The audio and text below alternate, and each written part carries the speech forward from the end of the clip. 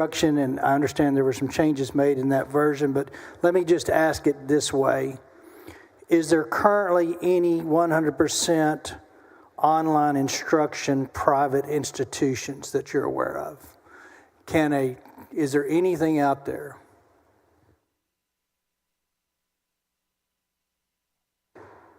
Yeah, the information I'm advised from my staff is there are about 6,000 students that are currently from an accredited private school. Well, no, I'm asking it this way because my concern is, I think we've all understood what online instruction is and is not, and it's not the answer to educate 99.9% of the kids. There's those that have different issues and disabilities that fit in that. That particular aspect of the money being applied to 100% online is a concern for rural Texas. That's why I've always been guarding, because we don't have a parenting anymore that get kids up to go to school, and if they chose to stay home, then their ADA goes down and their fixed costs stay the same. But I think there's a 2-year window, if I understand that you can't get the money if you've not been in existence for 2 years. Accredited for 2 years. And so my question is, and I'm not aware any, I don't think there is, private institutions that would be eligible for this, that it would be 100% online instruction. Therefore, there wouldn't be a situation where a kid could be 100% online instruction by virtue of the fact they don't exist today. Is that do you know? It's a small number of Texas-based schools that would qualify in that category. I'm sure that will grow from here forward. Yeah, and yes. And you know, it is what it is. I think I do still share some concerns, but but what I would ask, this is critical. In 2 years, if we come back and we recognize that whatever that small population is and small provider group is, if they proliferate, if there is an abundance of new online instruction through private systems that this money could be applied for, I will tell you that is not good for public education down the road. Long term, it's not good for our kids socially. It's not good for rural Texas. And having that amendment removed gives me a heartburn. At the same time, I understand we're starting out, and we're going to learn a lot in 2 years. We're going to see what the appetite is for this. We're going to see what kids are needing it and what kids don't need it. We're going to figure out what parent group wanted it. But I would ask, and if you can't stake a position on it today, that in 2 years we're going to have a good handle on where that money's going to be, where the folks seeking that money out is going to come from. And my fear is it's going to be online instruction, because there's a lot of money to be made in it. They're not all Texas-based. We've seen them come through this state. And some kids benefit. I'm not arguing about the ones that clearly in public education are already allowed that opportunity. So I think what you're telling me is it's not what went over there from the Senate, and I understand that. It needs to be a 2-year accredited. So if they hadn't been in existence for 2 years, they're not eligible for the money. In the event that they do start proliferating, we have to take a hard look at how big of a percentage we're going to allow, because we had a cap in public for a long time, because we recognized kids staying at home in their underwear looking at a computer all day was not socially good for those kids. And I don't think it still is today. So I'm going to go with it. But in 2 years, I want to know that we're tracking data. So whoever's tracking this data, whoever's checking this, if it's a comptroller that's tracking it, I want an accounting of it. Because if it goes from 6,000 kids to 60,000 kids, we got a problem. We'll be watching that very closely. Senator Perry, you and I together, your points are all very, very valid and well taken. The comptroller can immediately suspend any school or vendor that violates any standards within the framework with criminal referral for fraud. We certainly can watch the uptick or escalation in the number of students in that category that are served. The program itself is launched and up off the ground in 26 and 27, which means we'll be back in January of 27 to make any type of adjustments if we need to, even prior to seeing that type of escalation. But I think through the rulemaking and the establishment of the framework that we'll have a responsible policy in place. And I take your word at that, because I know the guy that you are. I'm not worried about fraud on those. I'm worried about the very issue that we have today in our public schools we're trying to address with this voucher system, and that's a lack of parenting. And contrary to public belief, it's available. It's not, there are lack of parenting in rural Texas too, and the ability to absorb 10%, 10 kids out of 100, that's 10% of a budget that just walked out the door if the parent's not engaged and they think it's okay for them to stay home in an online. So in 2 years, I want to know that we know where we're going and what we're doing, and that we'd be committed to making sure we don't end up with a disproportionate kids in online instruction that probably it's because of a lack of a parent in the household to let them do it versus what's best for the state overall goals of making kids educated. So thank you for... We're very aligned on those goals, and I'll be working with you to watch that data. All right, appreciate it, sir. Thank you, Senator Perry.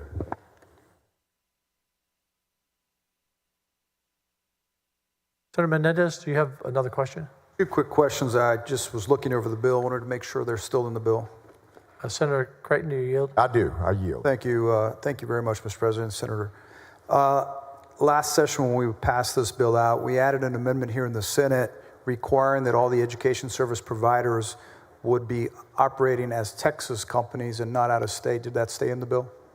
It certainly did. Yes, I had a little bit of that information in my exchange with Senator Perry, but the bill still requires all participating schools to be physically based in Texas. So out-of-state virtual chains cannot come in and siphon funds.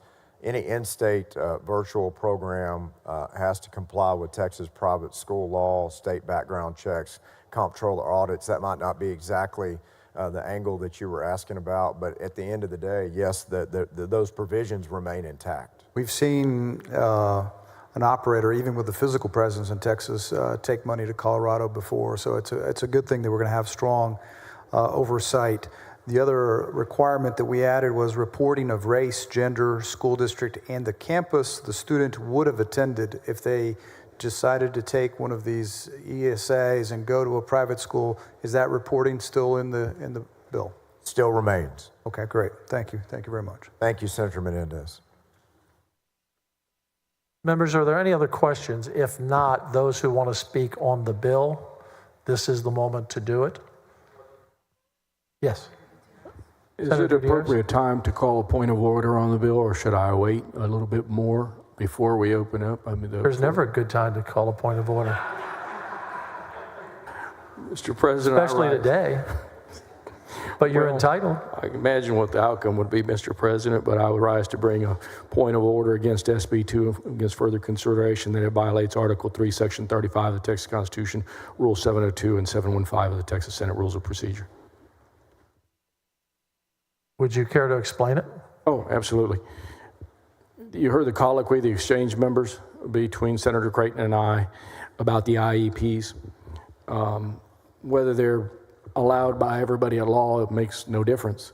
The fact is, the House put it in there. It absolutely creates a two-subject violation of the law by adding this and requiring this unfunded mandate in the language that these public schools would be, that these private school students and that these children would be able to get the benefit of the IEPs.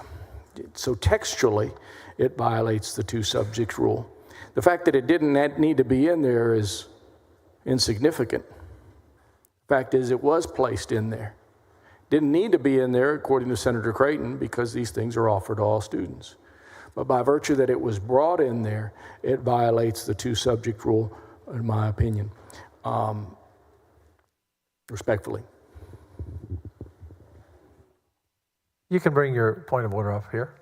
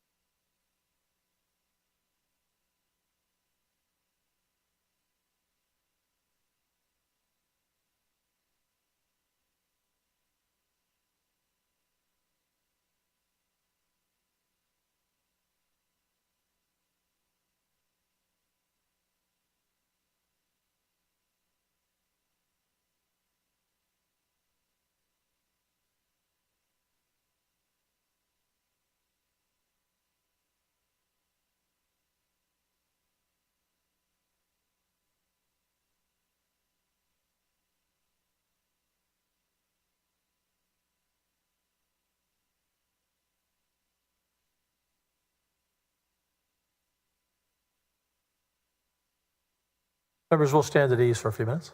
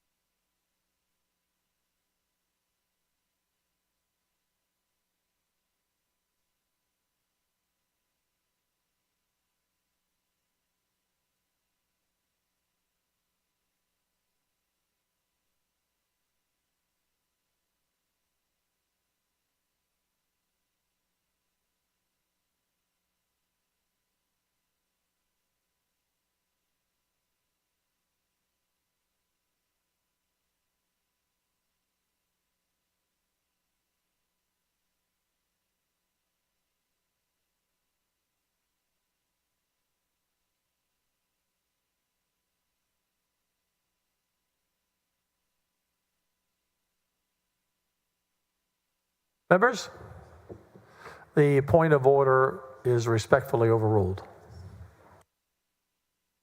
Members, this is now the time. Anyone who wants to speak on the bill. Senator Gutierrez, since you already have your mic on, you can be first. We have a few people who want to speak. Thank you, Mr. President. I will be brief. I know that it's late on a Thursday, and we've had a long, hard week. Members, I am not for this bill because this bill ultimately hurts rural Texans. I'm not for this bill because it only helps a very, very small handful of kids. I'm not for this bill because the vast majority of the kids that it will help are already in private schools. And we got that from the colloquy and the exchange between Senator Creighton and I when this bill left to the other side. But I do want to talk specifically, members, about something that should be important to each and every one of you, regardless of party. And it's about values. 2 years ago, four times this body had a chance to vote on an amendment that called out a conflict of interest, that said that nobody in this building would benefit or in any way take part in this program. And 4 times, Democrats and Republicans voted that amendment out, and 4 times it went to the House of Representatives. Fast forward 2 years, Senator Creighton, that amendment was no longer called the Gutierrez Amendment because Senator Creighton thought best of it, and he said, well, this is a good idea. And thank you for that, Senator Creighton. It became our amendment at that point. That phrase, that clause in that bill became ours from the Texas Senate. It became part of our values. Our value statement that said to them that there will be no self-dealing, that there will not be any parent over there that applies for one of these things, or over here for that matter. In the dark of night, in a committee substitute, that amendment was stripped out. Don't need to get into who stripped it out or why, but it was stripped out. House Democrats tried to put that amendment back in, to no avail. And so I urge you here today, as we move forward with this vote, and I ask you not to concur on this issue, on this one issue alone. So for some of you newer members, the next process is simple. If you chose not to concur, it goes into a conference committee made up of 4 or 5 members from here and 5 members from over there. And essentially, the 2 heads of those 2 bodies, the House and the Senate, in that conference committee, I would imagine to be Senator Creighton and Representative Buckley, would come together and they would say, this amendment doesn't jive. This thing that you took out is not what we senators asked for. We asked for a bill that wasn't about self-dealing. We asked for a bill that wasn't about helping our children. We asked for a bill that didn't have the stain of that possible corruption. And yes, it would be corruption. And it would be corruption in this sense. When we passed those 4 amendments some 2 years ago, somebody brought up on the House floor, they said, well, what? It's just the same as every kid going over to college. But I remind you that every kid in high school has a chance to go to college in Texas. And if you're in the top 6%, well, then you get into the top schools. It's not a lottery. It's a merit-based system. So it's a wrong metaphor. Where we are today and who we are as leaders of this state, we only have our word, our integrity, and our value set. The people over there made a decision. I tell my daughters every day, honey, life is about decisions. It's about turning right. It's about turning left or going straight. Every day we make decisions. I believe in my heart that we made the right decision by putting that language on this bill. And I further believe in my heart that there's no gotcha here. If we don't concur and we say these are our values is that there will be no self-dealing, this bill will go into a conference committee and they'll fix that problem. And it'll be right back here next week with the language that Senator Creighton wisely put into that bill. The language that said that no member of the House, no member of the Senate would take advantage of this program. I'll leave you with this. One day, in the next year or so, one of those folks, vast majority of us are too old to have young children, but one of those young parents might make that application. Unbeknownst to the rest of us. They might actually win. They might win their seat at the table. And by that time, members, it's too late. The stain of self-dealing ties on to the members of everybody in this building. So members, respectfully, I ask you not to concur, not because I don't like this bill. We're on the losing side of most things in this building.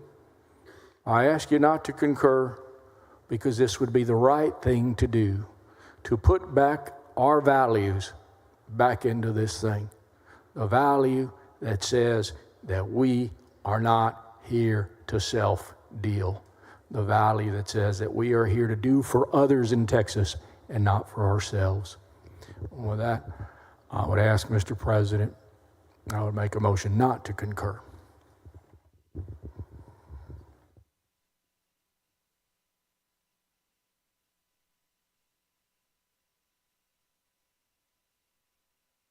Thank you, Senator. Senator Parker. Well, thank you, Mr. President and members.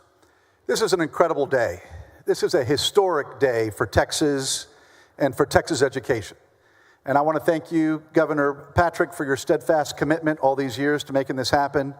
I want to thank Governor Abbott for his incredible commitment to this ESA.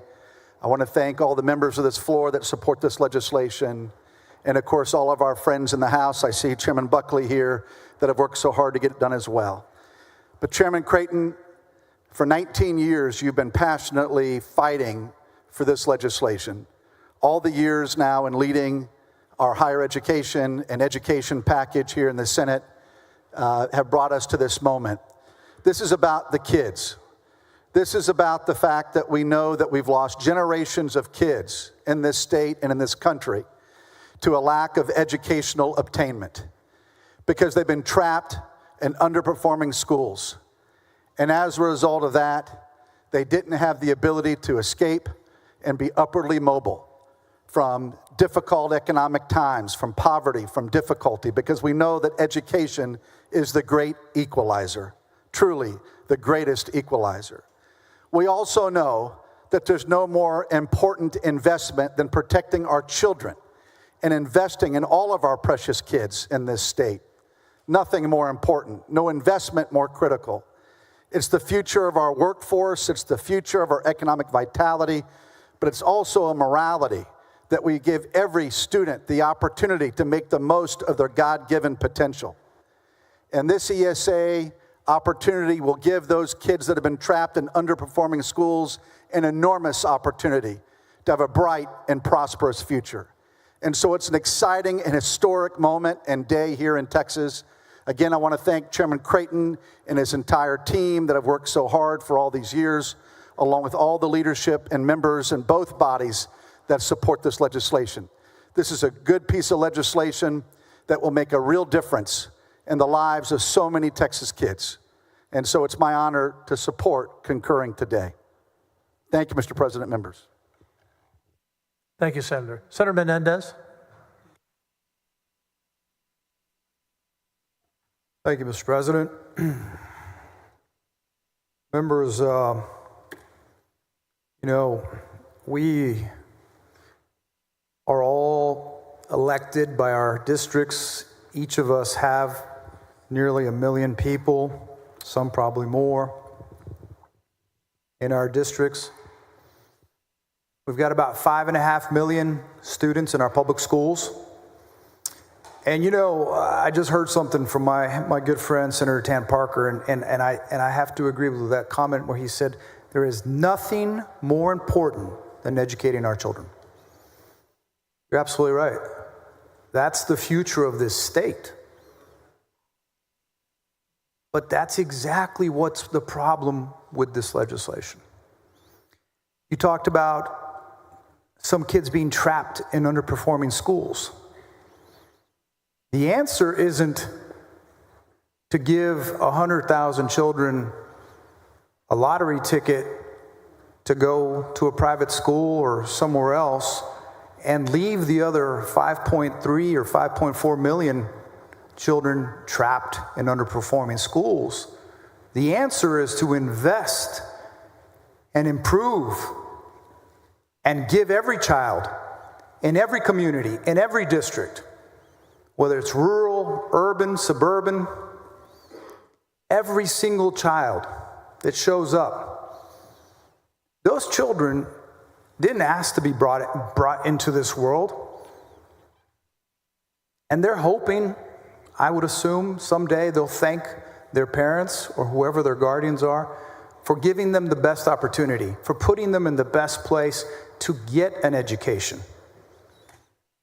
Members, you know, I've said this privately to some of y'all and publicly at times that I'm a kid of two immigrants who came here as adults.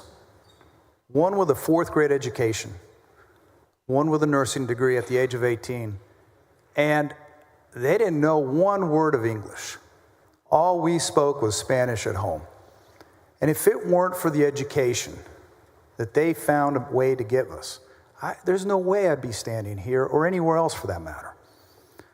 Members, this is why I'm so disappointed, but I'm not surprised. You know, there have been a lot of efforts over the years, and we all know the history of these programs. And the sad part, because I don't believe that today the same history behind the origins of the vouchers that originally were to segregate people. I don't believe that that's the reason, but that will be the outcome. That's what we know the flaws of these programs like this. The lack of transparency and accountability, inequality of who's going to access these funds, who gets chosen or accepted into these private schools. Remember, members, we talk about this in terms of parental choice. But folks, it is crystal clear because it's been asked and answered time and time again. Does the private school have to accept anyone who shows up with the ESA? And the answer is no. So really the choice is the private school's choice. The other thing that bothers me is that I believe this is going to get tied up in costly lawsuits, which may or may not prevail. But every time we pass one of these bills that's on the edge of constitutionality, it adds more to the bills the taxpayers are going to pay. We're putting several $billions long-term towards a brand new education market when we really haven't fully funded the one we have now. The one that we're constitutionally required and responsible to uphold. I don't see how that's conservative in any way. My research has said that underfunded mandates include our special education programs, school safety, including our costly armed guard requirement, compensation for teachers, bus drivers, cafeteria workers, mental health services, wraparound services, facility. Members, we have about 800 to 1 student to counselor ratio right now. 800 to 1. Is it any wonder we're having the issues that we're having in our public schools? Look, I'm the first to admit that our public education has flaws. What system of that size couldn't have flaws? But we are the leaders. We are the leaders who write the budget for this state. And we shouldn't do it in a half-measured way. We can't say that we're trying to improve public education on one hand and on the other hand, take $1 billion for this program that's untested. And you know, members, I believe our constituents can see it. I believe they can feel it. And I think it does a disservice to all hardworking public educators who've been feeling underappreciated, especially since the hardships of the pandemic. You know, I don't know if y'all had a chance to watch the debate in the House, but I think a lot of these things got compounded. In order to be considered, I'm going to focus on just one or two things. You know,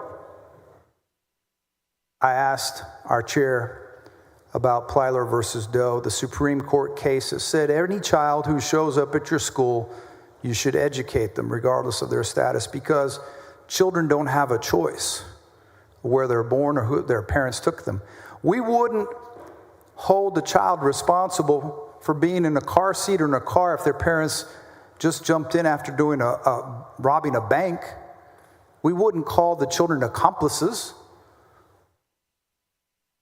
But yet we like to hold kids accountable for their parents' actions when it comes to this.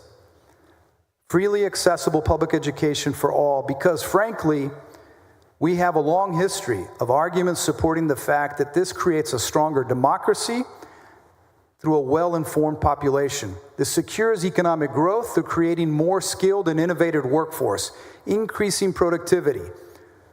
And education, in my opinion, is a foundational human right that not only elevates the playing field and makes the American dream more accessible for all, but it's a key component to the social cohesion needed to create communities where violence and mental illness and poverty do not dominate our lives. I want to make this very clear. I believe that by giving people this lottery ticket to escape these underperforming schools, as it's been said, it tears apart. It's going to potentially tear apart communities. I can see recruitment for sports. I can see recruitment for teams, debate teams, you name it, where the private schools may want to come to our communities and pick the best and brightest. And I believe, members, we already have school choice in Texas. You know, and if you want to talk about affordability, you know, we'll work with you. We'll be there, right there by your side. But this isn't about affordability or school choice, because our kids already have scholarships, they've got financial aid, they can apply to a private school and decide whether or not to homeschool or do whatever their family sees fit today. I just don't understand how or anywhere else in any financial system in this state that we give public tax dollars to a private hands, an institution, education service account without any strings attached. So I'm concerned that today marks a day where we've strayed far from the fiscally conservative Texas that so many of our voters expect. I do not think we've set ourselves the proper guardrails or a landing pad if this doesn't work out the way many of us or many here hope. You know, and I don't want to be a thorn in anybody's side, but, you know, we've offered amendments, many of us have, tried to work with our colleagues to ensure we create a system that was transparent and accountable to protect all students' and parents' rights. And very few were taken. And unfortunately, one that was important to all of us, that the public knew that the legislature wasn't passing this for themselves, because folks, you can imagine that people are going to assume that maybe most of us aren't interested in this, but maybe there might be one. And unfortunately, there's already a cynicism towards government. And we should do everything to avoid even the appearance of impropriety. It's my sincere hope that every member who has the privilege of being here next session will be fully prepared to face the consequences of what this might do to our budget. I think it's going to erode our schools' public enrollment and their finances.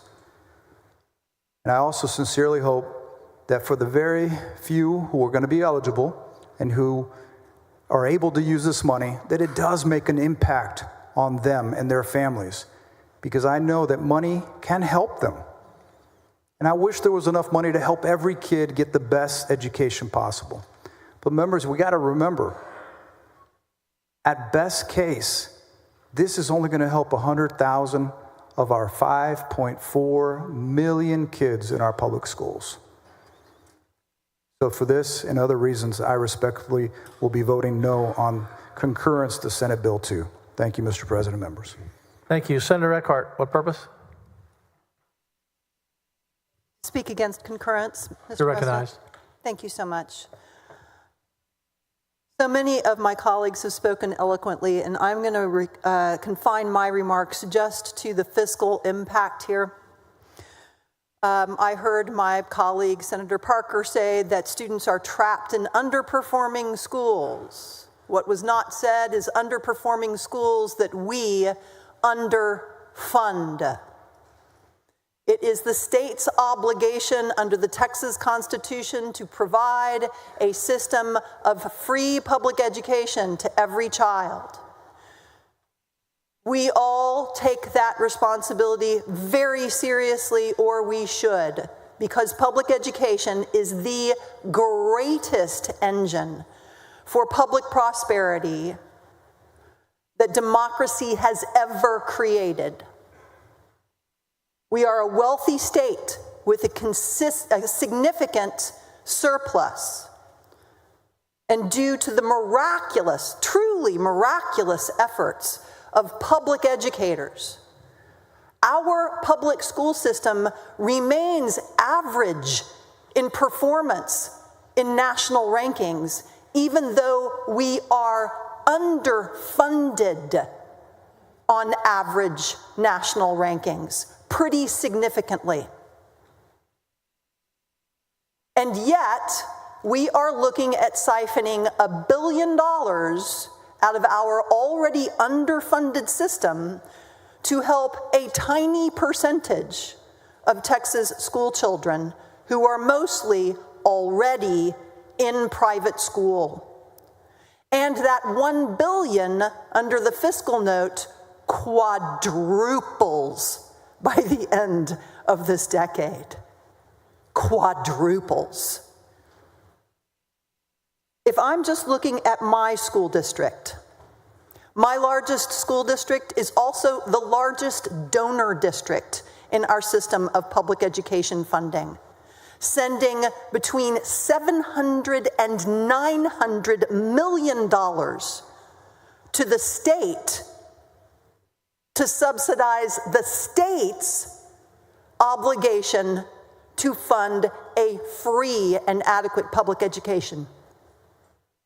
When AISD sends up those hundreds of millions of dollars, AISD is left with an average per pupil expenditure that is less than the state average, which is in turn less than the national average, even though AISD students, half of them, are economically disadvantaged.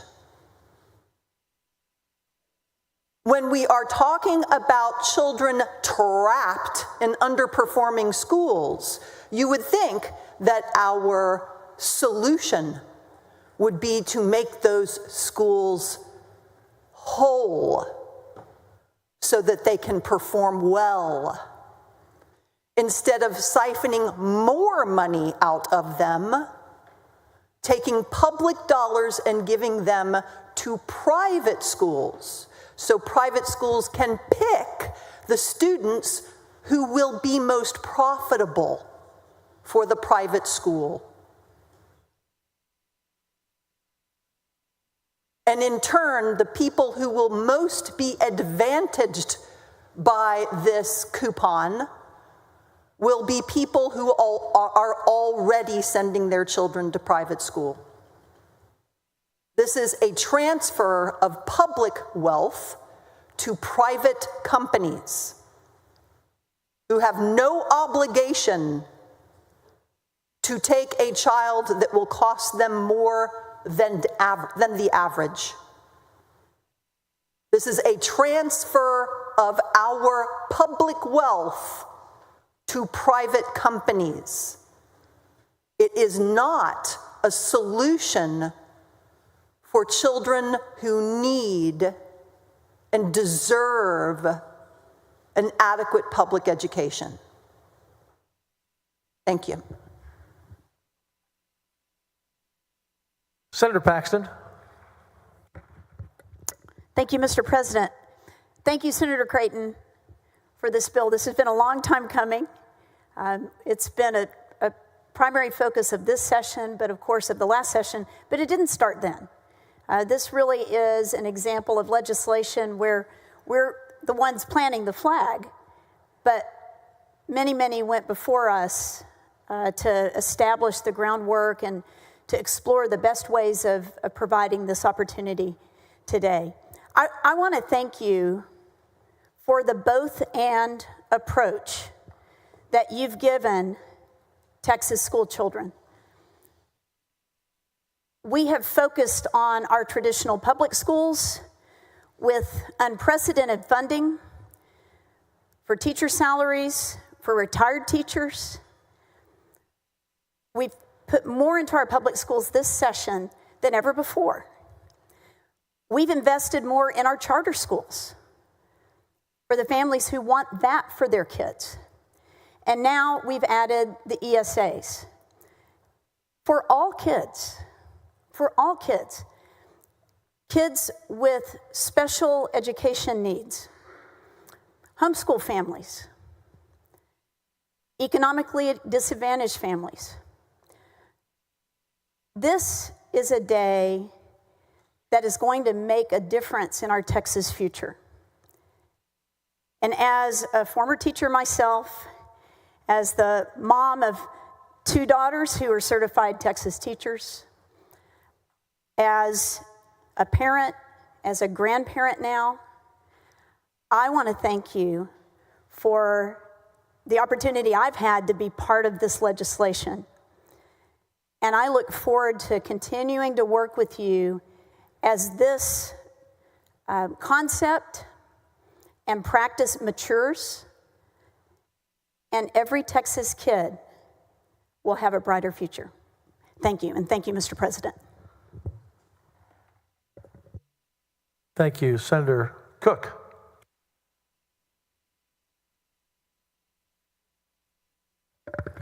Thank you, Mr. President. For over 70 years, the Texas legislature stood firm against vouchers, protecting our commitment to public education and resisting unbelievably powerful lobbyists and wealthy private interests. And today, that legacy ends. I'm really overwhelmed to be in the room for it. This $1 billion private school voucher program is a fundamental betrayal of our constitutional obligation to support and maintain an efficient system of public free schools. The neighborhood schools in my district serve as anchors in our communities. These are schools that accept every child, regardless of ability or disability, background or circumstance. We should have put this decision where it belongs, on the ballot for the voters. But I think we know why it's not there. It wouldn't pass.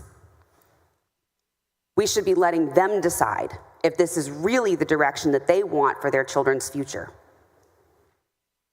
This was our last chance, and I say was because we know that this is predetermined and people know how they're voting.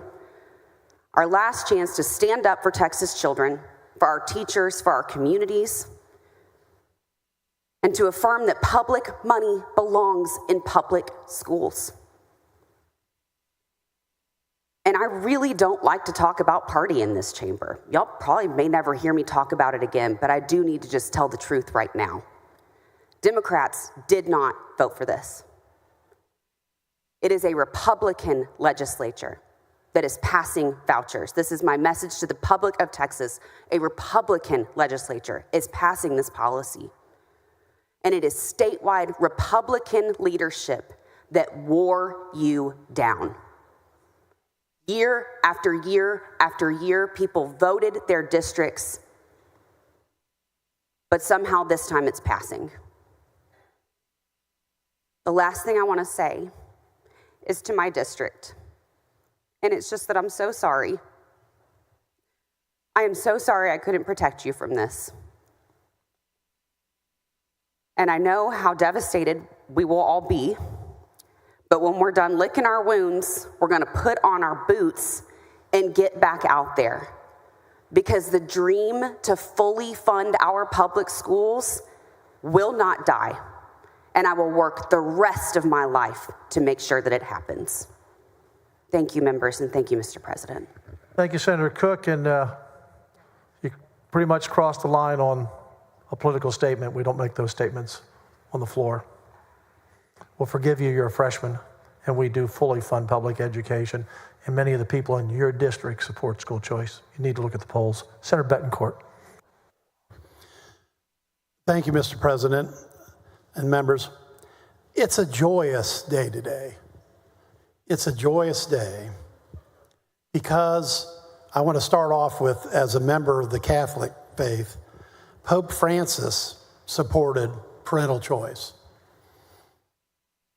And I joined all the bishops, along with, I know, Senator Parker and others, out on the steps of the Capitol on Advocacy Day. And it's not about a specific religion, it's about an ability to have school choice. Many people in this chamber and other chambers right here have sent their children, Catholics or non, to private schools. And it's their right, it's their choice. And importantly, what this bill does, and why I consider it to be a joyous day, is 100,000 children and their families are going to get the same opportunity that others have already been able to financially. And when you look at the history of this, Mr. President, the Senate has stood very strong on this.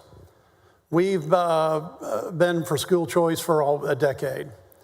And with your leadership, I remember Senator Campbell and I last decade, which seems to be a lifetime ago, passing tax credit scholarships out of this body and out of committee over and over again. And I look at Chairman Buckley in the back, and I see Chairman Creighton, and they've gotten to know each other really well in the last 3 years. Even more, I think Chief of Staff Black is trying to send me a signal on that. And it's because they've had to work through what is a momentous issue for Texas, and not for just Texas, for the country, because there's 100,000 families, and this $1 billion is the record biggest start of school choice ever in the United States. So with the Texas Senate's history, we also recognize the obvious. I look at Senator Huffman, whose bill has doubled the child safety credit, I believe, for schools. The Senate, 2 years ago, Senator Gutierrez, was so supportive of teacher pay that your amendment was put on my record property tax bill. So think of it, the Texas Senate said, we support teachers so much that we're going to put a teacher pay raise on the record property tax bill. And we did. And we have billions and billions coming, Senator Cook, for more money for schools. And it's been in the Senate budget so long that we actually appropriated $4.5 billion last session, and because we couldn't spend it. So we're doing everything. We're doing what we need for these 100,000 families to have an educational opportunity. That's life-changing. That's what we're talking about. That's why this is a joyous day. It's not a sad day. We've got 100,000 families that have a choice now that they didn't have for decades. And we know for the years we've been involved in public education that an education is the key to unlocking future success for the child, for the family, for their future families, for their grandchildren, for generations to come. So I'm not just excited, I'm joyous because I know what the outcome of this is inevitably. Inevitably, people are going to have education that they've never had before. People are going to have educational choices that they've never had before. And they're going to have not just this, but we've already passed virtual education. It's already at the governor's desk. So team education, which I call Buckley-Creighton for some combination, is already 2 for 2 with virtual education in this. We've got special education coming. It's already been blasted out of here unanimously. We've got an A through F program that we need to restart because what gets measured gets fixed in public education, right, Senator Hall? And importantly, that lays the groundwork for the billions and billions and billions of dollars that we're putting into public education on top of the $1 billion for ESAs. So I've been around long enough to see this process go on for a decade. And when it's a success, and this will be, I hope that the people that have been so concerned about this realize that because of the measurements that we put in, because of the accountability in this bill, because of all the guide rails that we put in, and the experience of watching 20 plus states go ahead of us. See, while we may not have been first to the party, we're fortunately able to collect all the best practices in one bill. And in the last 3 years, this bill has been refined, and like Senator Birdwell, has been refined by fire. Because the fire on this has been the crucible for the bill that we have now. And I say to those that think that this is a mistake, I'll be happy to debate this now, 2 years from now, because I know it's going to be a success. It's been a success in every state that's implemented it correctly. And with that mathematical certainty, because of past behavior predicts future behavior, we know that it's been a success in Florida and other states. We know because we've studied it, we've looked at it, the data is there. And I am really proud of my chair, who, Mr. President, 3 years ago took upon, actually 4 years ago, took upon this task. And quite frankly, the odds were not with you 4 years ago, okay? And they may not have been with you 3 years ago when the Senate was throwing on a property tax bill a teacher pay raise to get everyone's attention. And they may not have been with you 2 years ago, but they are with you this year. And more importantly, they're there for not just 100,000 students, but all the ripple effects over the better education they will get in their life and every life that they will touch now and in the future, because we gave parental choice for children. Just happens to be what Pope Francis said he was about. It happens to be what I think a lot of people in the state are about. And I think all of us at the end, in just a few years' time, will see that it's really been the best for all of the students involved. And I look forward to it. Because today, Mr. President, is a joyous day. It's a day where 100,000 children and families, some of which Senator Menendez have been bullied so horribly that they get a chance to start over. And with those starts comes a lot of good things. And I can't wait to see the results, because today I joyously celebrate my chairman's bill that gives educational school choice to 100,000 families and students in the state. Thank you, Senator. A few more lights popped up. Senator Hancock. Yes, thank you, Mr. President. And as you've heard, and I'll be brief as you would expect, and I'd prefer not to speak on my mic. I prefer not to use that very often. But I don't know anybody else on this floor that has served 13 years on a local school board and then come to the legislature and been on the other side, you know, the ones they blame back home the ones that the school boards want to criticize for. And while I was on that board, Texas economy went through some tough times in those 13 years. And we had to make some tough decisions as Texans as a whole. We were not a rich district. We were rooftops and churches. Not a lot of industry, not a lot of industrial income, not a lot of sales tax. But 6 of my last 7 years, we put a priority on teachers. And we had the highest starting teacher pay in the state of Texas by prioritizing teachers. At that time, Texas contributed less than they do today towards education. I keep hearing fully fund education. What fully funding is you take the revenue you have and you do the best you can with it, and you prioritize at the state level and the local level what's important. For us as a school board, at that time, it was our teachers. It was hiring great teachers. Get them at the very beginning.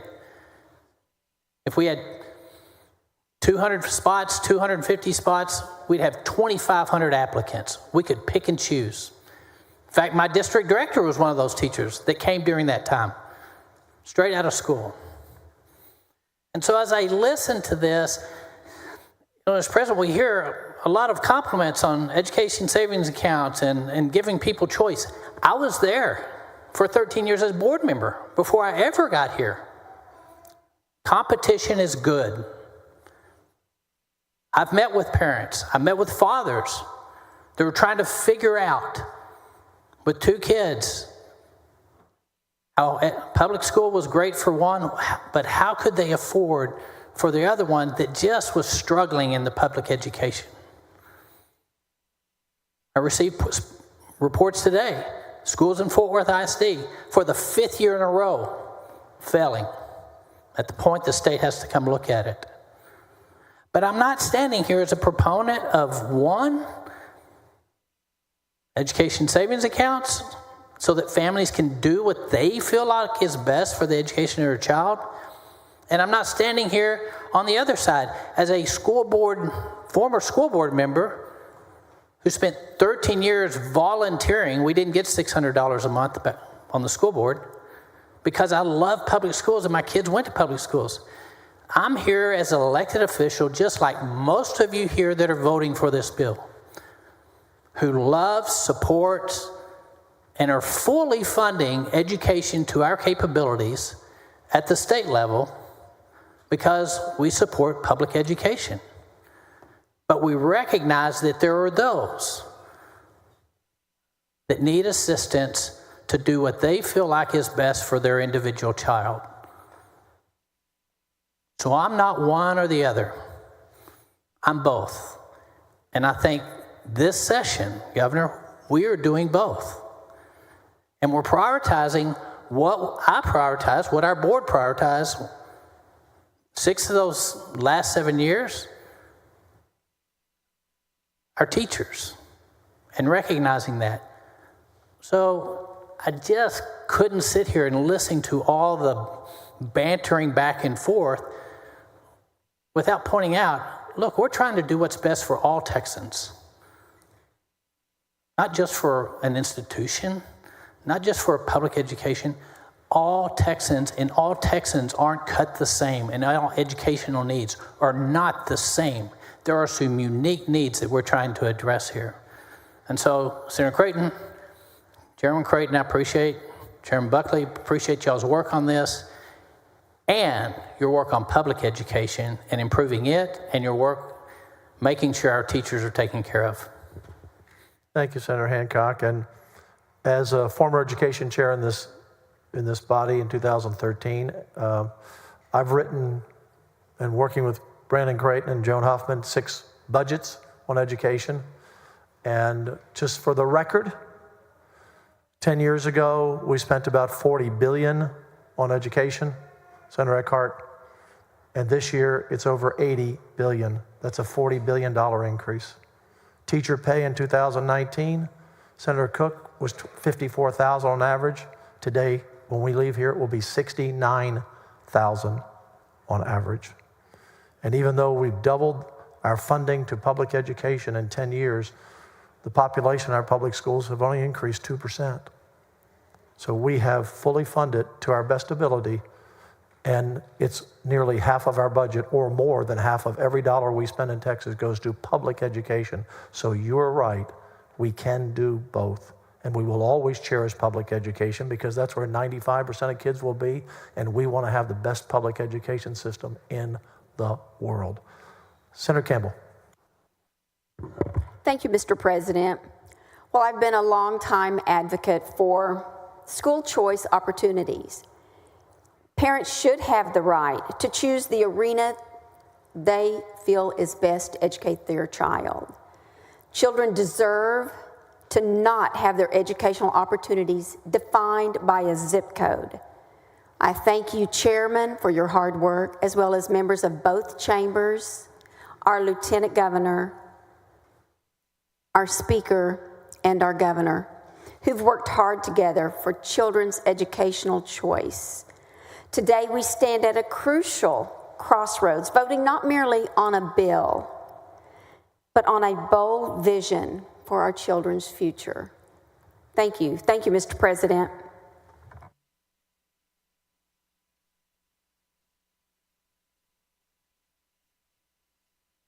Senator Hinojosa, I looked at the empty chair back there. You're speaking from Nueces. You're recognized. Thank you, Mr. President. Just want to take a few minutes as a freshman senator here who actually has school-age children in public schools. I want to give a shout out to our wonderful ISD, London ISD, because they do such a great job as a public institution. And I know not all parents and students have that opportunity to attend first-class public schools like that in Corpus Christi. But that's why this is so important, because of that reason. You see, when I sat through the committee hearings, through those long hours of testimony, not one time did I hear anybody stand up and say they're concerned about the type of education or the quality of the education a child would receive by taking advantage of an education savings account. Not one. What they did say was it's going to hurt our institution. But ladies and gentlemen, we are here and we shall fund education. That doesn't mean that it has to be in its current state. Now, we are doing that for all of those who do it well. We are here for them. We've passed teacher pay raises, but those same people who were against the education savings accounts, not one of them called to thank us for the increase in teacher pay, because it's never enough for those schools that are failing. And why are they failing? To your point, Senator Hancock, that's admirable that you do what you can with the money that you have. That's leadership. That's understanding the assignment. But not all ISDs do it right. And for the sake of those parents and those students in ISDs that are failing, that is exactly why we must concur and offer this choice for those students to find a better option so that they're not stuck in those failing institutions, in those failing ISDs. And with that, Mr. President, I thank you. Thank you, Chairman Creighton, for your leadership on this. And thank you, members, for your support. Thank you, Senator. Senator Hall, you're recognized. Thank you, Mr. President. And there's been a lot said here. I don't have a whole lot to add what has been said about this great opportunity that we have finally made the turn to do. And it's a big change. But one of the definitions of insanity is to continue doing the same thing over and over and over and expecting different results. And that's what we've been doing. If you take a look at the data, you take a look at the facts around educating our children, and that's what this is about, the education of our children. It's not about the institutions, it's the children. And if you just back like over the last 15, 20 years, we have consistently increased funding. Keep talking about we don't put enough money in, we don't put enough money. we have raised the amount of money going to our public education facilities, well, at least 23% over inflation and population growth. And for years, outcomes were flat. No improvement, even though money was going up. In the last couple of years, outcomes have gone down. And the one thing that is missing from our education process that has really made America great, it made us what we were, and that is competition. Competition has given us a society that we have today, and that is what is missing.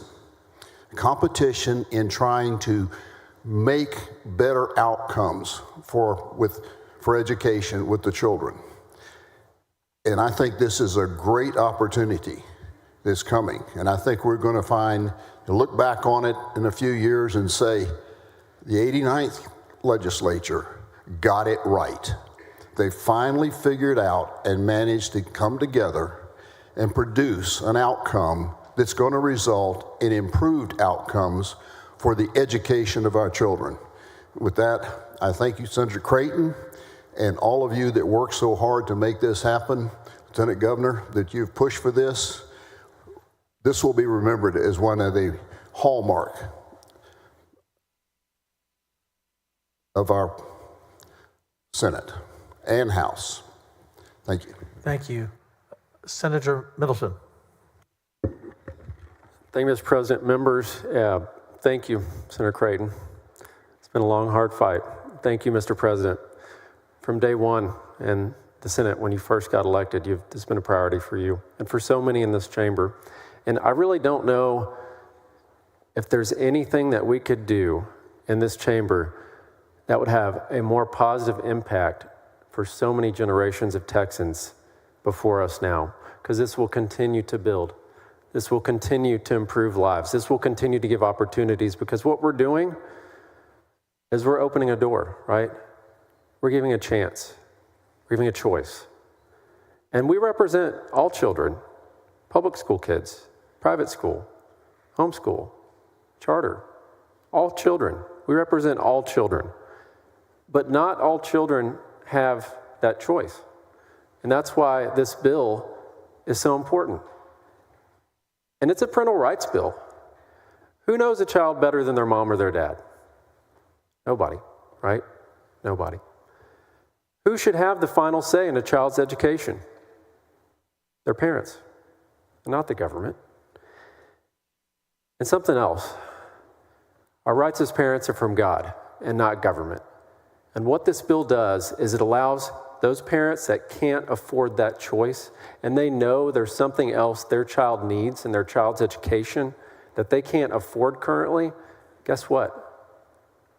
They can do that under this bill. They will have that choice. They will have that chance. And this is about trusting moms and dads.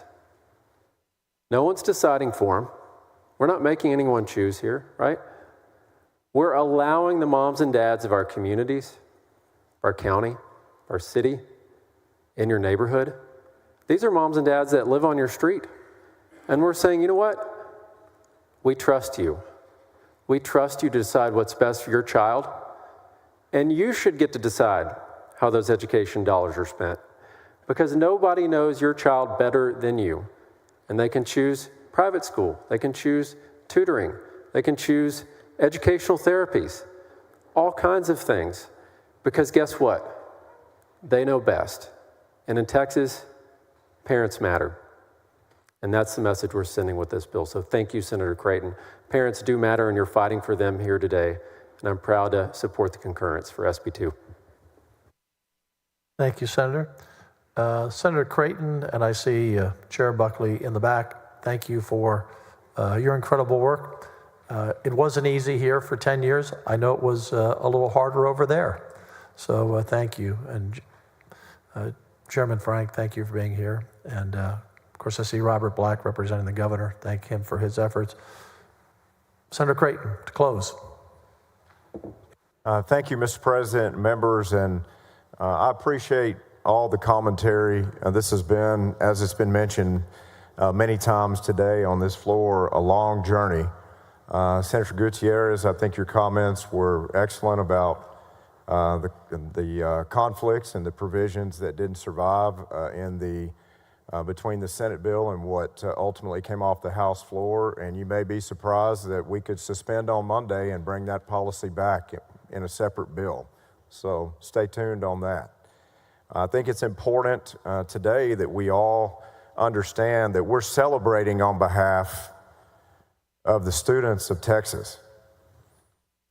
And it's incredible as we have this opportunity to celebrate on their behalf.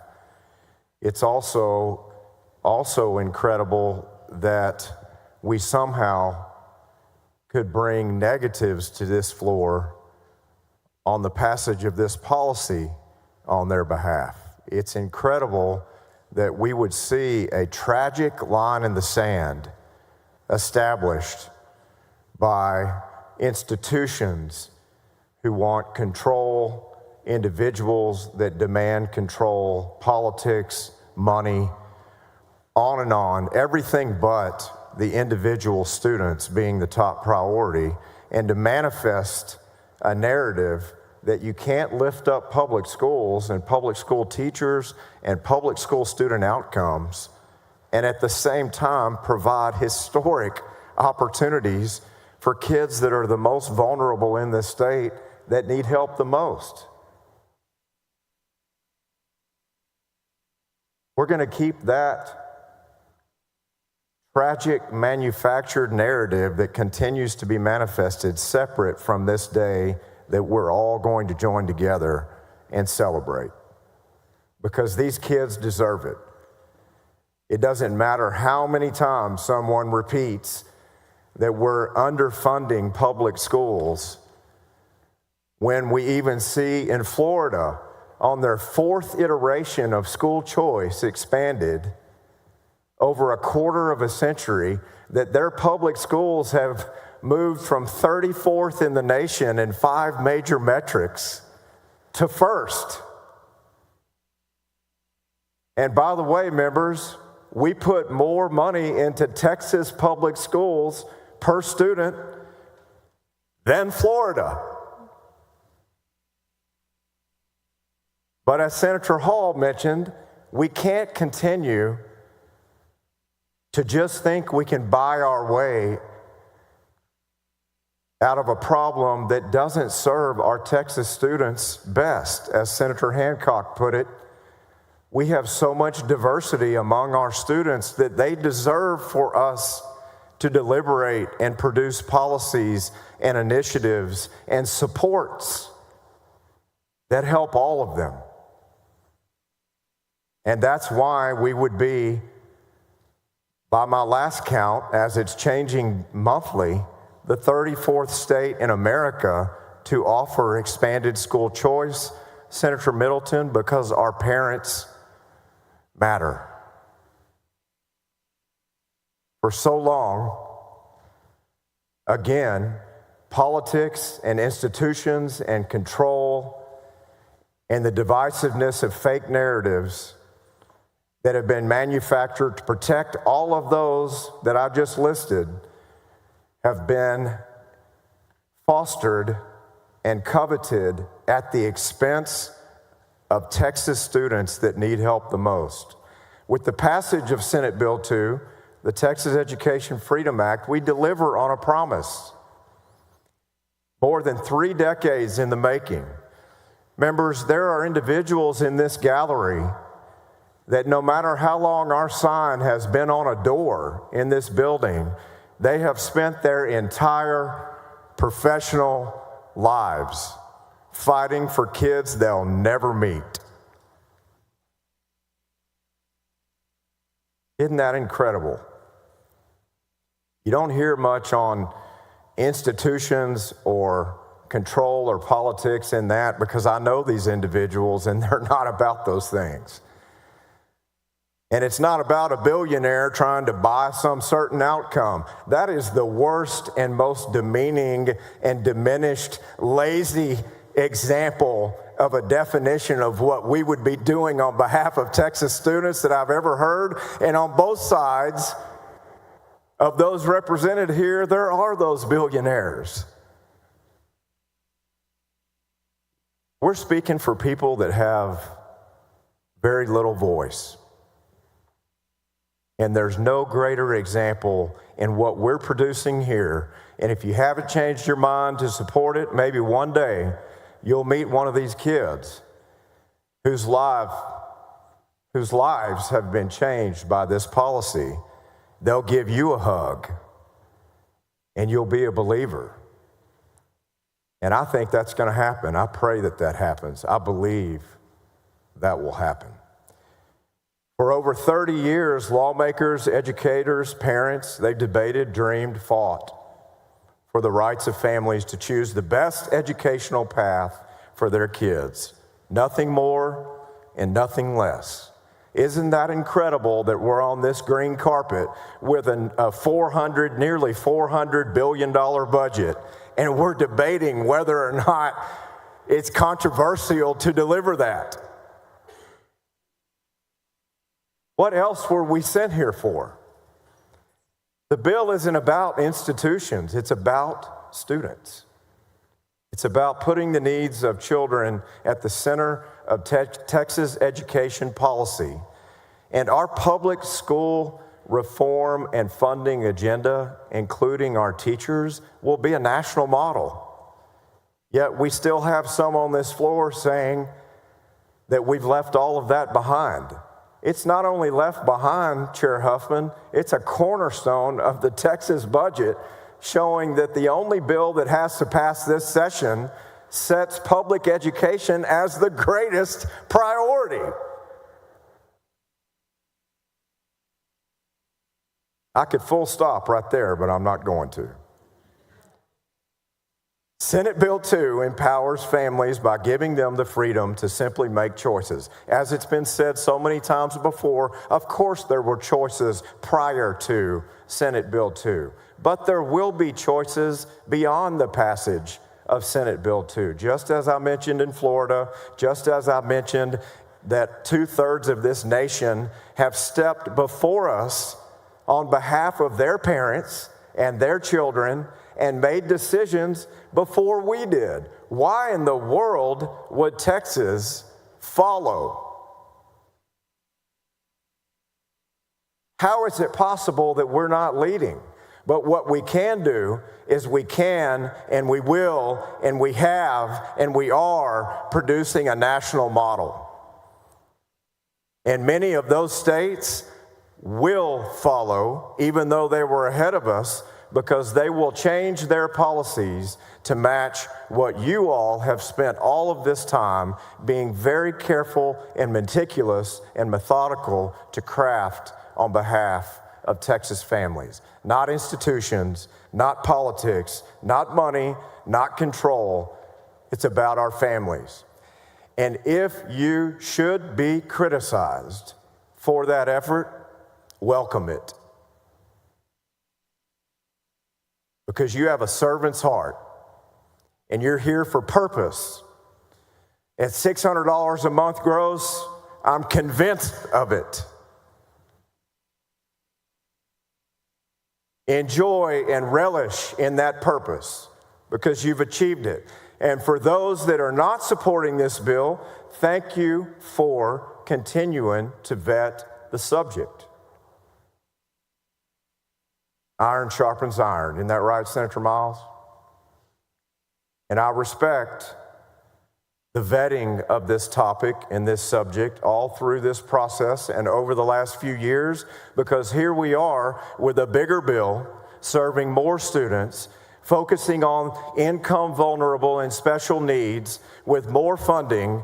And at the same time that we accomplish this, we have nearly a 3 to 4x factor on the normal consistent new money for public schools that we offer each biennium. Instead of $2 billion of new money, which we trend and track as new money for public schools, we're going to be between 6 and 8. And we're accomplishing it all at the same time because of the leadership of the Lieutenant Governor, because of the commitment of Governor Abbott, and because of individuals in this gallery and those that are watching and have paid attention as a stakeholder and an advocate on behalf of these students that will, again, never be thanked by the students that will be helped. And it's just the best example of anything I will ever experience in an eternity second that I'm allowed to be in elective office. What we're doing right here, right now. The single parent working 2 jobs, unable to move their child to a school where they feel safe, they'll have an opportunity to not be trapped by zip code.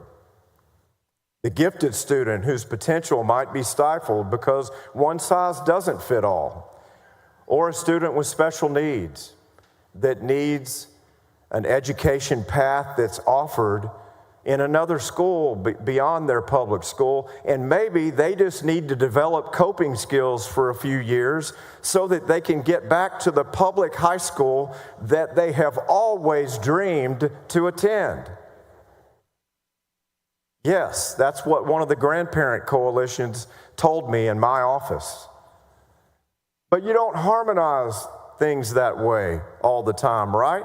Because those are not the narratives that are manufactured. The narratives that are manufactured are that we can't lift up public schools and you can't love your public school district, but that your child may need something different. And at the end of the day, who are we fighting for? Let me be clear, the legislation does not, again, come at the expense of our schools. This session, we're making the most significant investment in Texas public education in a generation. Incredible, unprecedented raise for our teachers.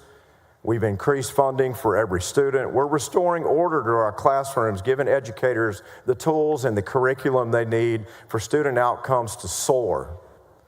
But choice and public education have never been mutually exclusive. They're both essential to a strong future for Texas. And passing this bill sends a message to all of Texas. It tells the next generation of Texas leaders, your path should fit your purpose. Your path should fit what's best for you and your family. And your ambition will always be greater than any system or any institution. It tells our educators that innovation and excellence will always be encouraged and rewarded, not limited, again, by zip code. And it tells every parent in Texas, you're trusted, you're respected, and you're in charge. Members, the future of Texas begins in the classroom. Outside of the family and their dinner table and their discussion of faith and family goals and family values and what parents offer and illustrate and foster on behalf of their kids, the future of this state begins in the classroom experience. And too often we get lost in the debates about systems and politics and budgets and a center aisle and programs. Not today. Today we're focused on the child. Today we're focused on the student. The student is going to remain at the center of it all. The family is going to be our top priority.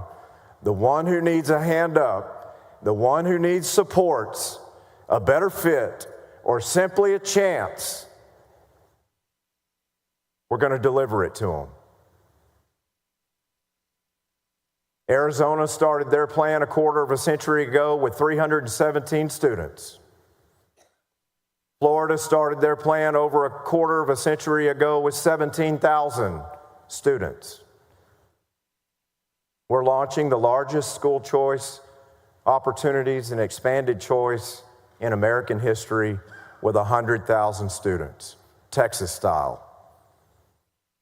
And we're building a runway first for those families so we can be successful in launching this plan in 2026 and 2027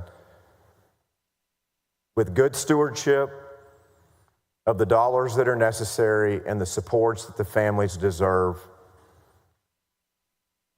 and will receive. Lieutenant Governor Patrick, thank you for your leadership over the years on this issue. Many members across this floor have championed school choice your entire legislative careers, and I'm so thankful for you and to have been able to partner with you, because this was a team effort, and we all know as we work together, and I'm proud to have played a role, we all know who we're working for, who we're fighting for. It's our Texas moms and dads and grandmothers and grandfathers and guardians and students that long from now, these littles, they will one day understand how they came to receive an opportunity that they never even knew didn't exist prior to their receipt of it. And one day, long down the road, when they are adults and they have a family of their own, they're going to be thankful to each of you. And they'll probably even visit this building to get a glimpse in an old composite of who offered them a chance in life to thrive and exceed expectations and soar in their educational experience, and it's because you stood firm and you delivered it. I want to thank Governor Abbott as well. I want to thank our colleagues in the House, and I want to thank Chairman Brad Buckley, who has been just an exceptional partner in this journey, who also, under fire, never blinked, never flinched, and just always put Texas students and families first. With that, Mr. President, I move to concur with House amendments added to the committee's substitute for Senate Bill 2.